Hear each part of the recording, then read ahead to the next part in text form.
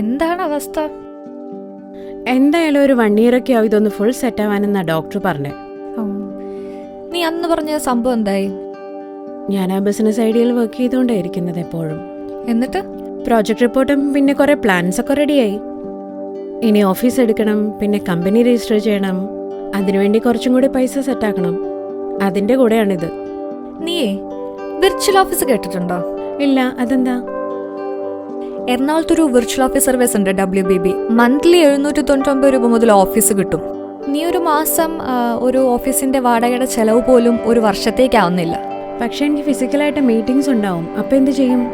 Not A problem. WBBയിൽ നമ്മൾ മുൻകൂട്ടി അറിയിക്കുന്നതിനനുസരിച്ച് അവർ air condition ആയിട്ടുള്ള മീറ്റിംഗ് സ്പേസ് നമുക്ക് കിട്ടും. അപ്പൊ ഓഫീസ് അഡ്രസ്സൊക്കെ?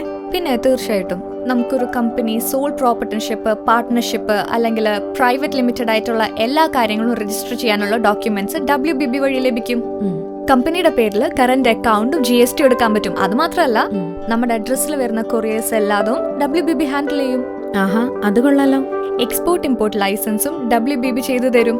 വാടകയ്ക്കെടുത്ത സ്വന്തം ഓഫീസ് പോലെ തന്നെ നമുക്ക് ക്ലയൻസിനെ ഹോസ്റ്റ് ചെയ്യാം. എന്നാ ഞാൻ ഇപ്പൊ തന്നെ WBB കോൺടാക്ട് ചെയ്യാം. നീ നമ്പർ താ.